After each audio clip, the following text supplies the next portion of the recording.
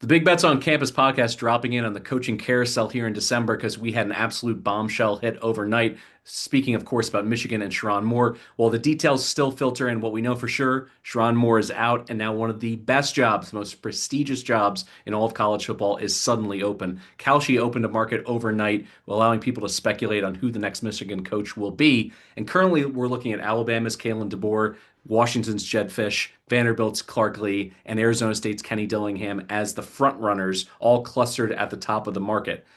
But I mean, really, this could be anybody's job. There's names floating around there. Brian Kelly, you got John Gruden. You have names that really have not been in the mix because the coaching carousel we're so late into it. There's fewer available coaches. Probably not going to see Lane Kiffin make another jump. Ultimately, Duck, who do you think gets the Michigan job? Well, it's a fascinating question. There's so many questions that need to be answered and unpacked here. If I'm wanting to take the job, I'm looking at, do we have alignment?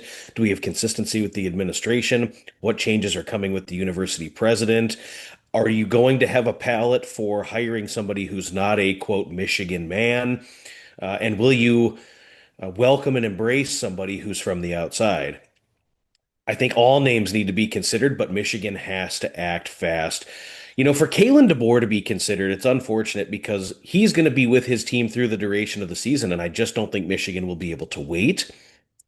Jedd Fisch's season is over tomorrow. So I think it's interesting how that timing would allow for him to be able to make a quicker decision.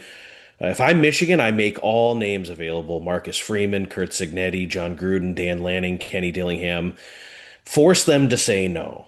Give everybody the pitch that you want and force them to say no.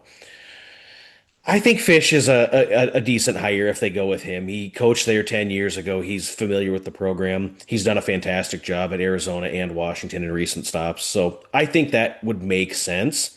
I think DeBoer could make sense, but I don't know that the timing will align. So interesting question. What do you think? I think it'll be Fish. You just mentioned it, the Michigan connection. Also, for a program, even when they won the national championship, no disrespect to JJ McCarthy, it didn't run through quarterback play. Fish is a quarterback whisperer. You look what he did in the desert with Noah Fafita. He had great success with the Huskies in terms of them scoring 34 points per game this season and great balance. Where if Michigan still has a full stable of backs, he's going to be able to use them in the same way they did with Jonah Coleman this year and develop the quarterback.